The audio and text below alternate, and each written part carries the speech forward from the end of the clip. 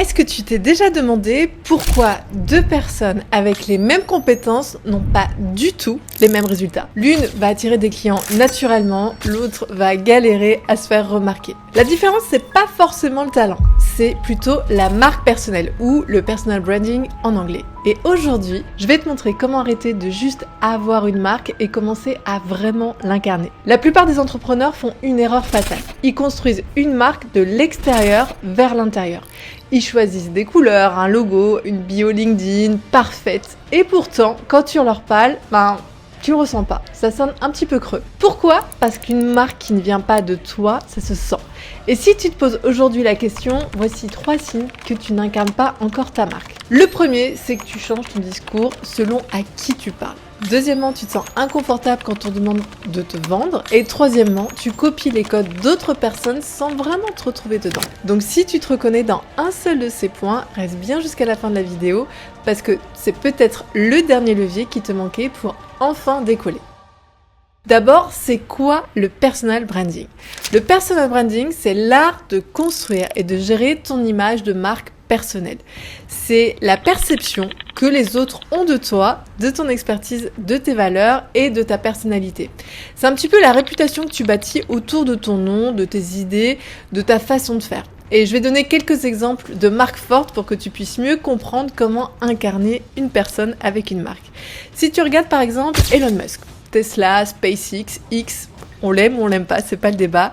Il incarne l'innovation, l'audace, la vision futuriste. Il a une personnalité ultra provocatrice, des tweets on ne peut plus controversés, et ses ambitions sont démesurées et indissociables de ses entreprises. Quand on pense Tesla, SpaceX, on pense immédiatement à lui. Autre exemple, Steve Jobs de Apple, il incarnait la perfection, le minimalisme aussi, l'innovation révolutionnaire. Même après sa mort, son esprit continue d'influencer Apple. Il avait un style en plus vestimentaire très codé, col roulé, noir, des présentations magistrales et une obsession du détail qui sont devenues légendaires. Tu vois, ces personnes sont pas juste les fondatrices de leur entreprise, elles sont leur entreprise.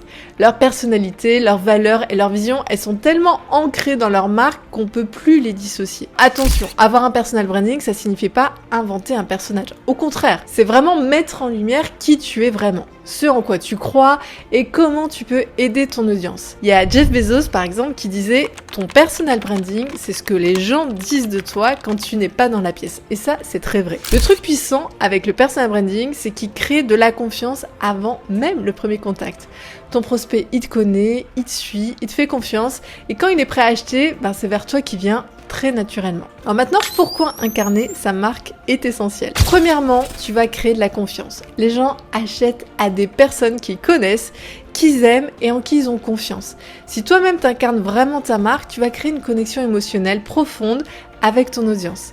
Quand tu partages tes valeurs, tes convictions et même tes moments de vulnérabilité, finalement tu montres ton humanité et c'est exactement ce qui crée ce lien fort. Si tu penses, t'es plus à même toi d'acheter un produit qui t'est recommandé par quelqu'un que tu suis depuis des mois, qui t'a apporté de la valeur gratuitement, que plutôt par une publicité complètement anonyme. Et c'est ça le pouvoir d'incarner sa marque.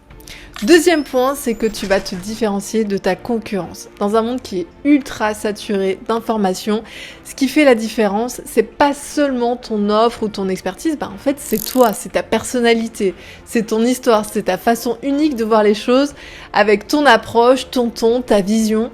Deux coachs qui peuvent avoir exactement les mêmes certifications. S'il y en a un qui parlera avec empathie, avec un petit peu d'humour, l'autre est plus direct, forcément les deux peuvent réussir, mais ils vont pas du tout attirer les mêmes personnes. Et le gros atout, c'est que personne peut copier qui tu es vraiment. On peut copier ton contenu, ton design, tes idées, mais jamais ton essence. Et c'est pour ça qu'incarner ta marque, c'est la meilleure stratégie anti-concurrence qui existe. Troisième avantage, c'est que ça va te permettre d'attirer les bonnes opportunités. Quand tu incarnes ta marque de façon cohérente, authentique, tu vas attirer naturellement les clients, les partenaires et les collaborateurs qui sont alignés avec tes valeurs. Tu vas pas perdre de temps à convaincre des prospects qui ne correspondent pas, il n'y a rien de pire. Au contraire, les gens ils vont venir vers toi parce qu'ils résonnent déjà avec ce que tu représentes.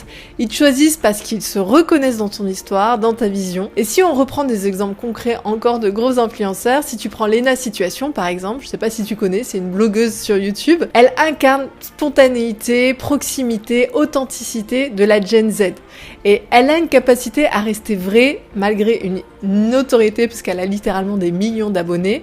Elle partage ses doutes, ses victoires avec un naturel hors norme et ça fait d'elle une figure de confiance pour sa communauté. Parce qu'elle a un personal branding qui repose sur la sincérité et l'accessibilité. Si tu regardes d'autres exemples, il y en a certains qui vont vraiment pousser jusqu'au trait physique. Je t'ai parlé de Steve Jobs, on peut prendre aussi l'exemple d'Alex Hormozy, je sais pas si tu connais, c'est la référence du marketing US et mondial et il a toujours le même profil. Il a un écarteur de nez très bizarre, mais qui a certainement une raison d'être, une casquette, une barbe, des cheveux longs, toujours ultra musclé avec des débardeurs. Et finalement, avec ça, il incarne un peu Monsieur Tout-le-Monde tout en incarnant un empire à plusieurs millions, si ce n'est milliards d'euros. Et c'est ça qui le rend accessible, sympathique et identifiable. Ces personnes, elles jouent pas un rôle, elles sont leur marque. Et c'est ça qui est important de comprendre dans ton personal branding. Ce qui fait ta différence, ton excentricité, ton unicité, c'est ce qui va être ta plus grande force. Maintenant, tu vas me dire, ok Mylène, c'est bien gentil, mais comment on fait pour incarner sa marque ? Je vais t'expliquer les choses à faire et comment concrètement ça fonctionne pour te différencier via ton personal branding. La première étape, ça va être de définir tes valeurs fondamentales. Concrètement, les valeurs, c'est ce qui est non négociable pour toi. Par exemple, si toi, une valeur fondamentale, c'est l'honnêteté, bah tu vas pas mentir à tes clients, même si ça pourrait te rapporter de l'argent. Ça va être aussi ce qui te définit en tant que personne. L'authenticité, l'innovation, la bienveillance, l'excellence, la liberté. Tout ça, ce sont des qualités qui reflètent qui tu es au plus profond. Ça va aussi être ce qui influence toutes tes décisions. Tes valeurs, elles vont déterminer avec qui tu travailles, comment tu communiques, quel projet tu acceptes ou tu refuses. Pour t'aider à définir ça, tu peux procéder en plusieurs étapes. Déjà, liste au moins 3 à 5 valeurs qui te caractérisent. Si tu reprends mon exemple, par exemple, moi mes valeurs, j'en ai 3 qui sont très fortes, c'est la liberté, ça tu t'en doutes, aussi bien financière que géographique, que temporelle, la croissance, parce que je suis toujours à me former, à essayer d'aller plus loin, plus haut, et j'ai ce besoin de progression, pour moi c'est vital. Et il y a aussi la bienveillance, pour moi c'est hors de question qu'il y ait des conflits, de la malveillance, de la malhonnêteté, ça fait partie de mon essence. Et ça, c'est mes 3 valeurs principales. Ensuite, ce que tu peux faire, c'est demander à 5 personnes, si tu devais me décrire en 3 mots, lesquels choisirais-tu ? Tu verras que parfois, c'est plus facile d'être identifié par d'autres personnes que par soi-même. Et ensuite, teste la cohérence. Pour chaque décision business que tu prends, collaboration, contenu, création d'offres, demande-toi, est-ce que ça reflète vraiment mes valeurs ? Si c'est non, tu refuses. Tu peux même pourquoi pas créer une charte de valeurs personnelles, un document d'une page où tu expliques ce que chaque valeur signifie concrètement pour toi et comment tu l'appliques au quotidien. Deuxième étape, ça va être de raconter ton histoire. Ton parcours, il est unique. Partage-le. Tu as tes échecs, tes réussites, tes apprentissages. Les gens, ils veulent se connecter avec des histoires, pas avec un CV parfait. Sincèrement, on s'en moque. Et en plus, personne te demandera tes diplômes. Bien sûr, sauf si t'es pilote de chasse ou chirurgien, on est d'accord. Identifie ton moment pivot. Quel événement dans ta vie a changé ta trajectoire ? Est-ce que tu as eu un gros échec ? Est-ce que tu as eu une révélation ? Raconte-le en format vidéo, en carrousel. Si tu regardes pour ma part, ça a été une transition de l'armée à l'entrepreneuriat, tout en partant vivre au bout du monde. Et j'en ai fait une vidéo que tu peux d'ailleurs retrouver en description. Tu peux aussi créer, pourquoi pas, une story bank, c'est-à-dire noter 10 à 15 anecdotes personnelles que tu peux réutiliser. Ça peut être ton premier client, ton pire fail, ta plus grande leçon.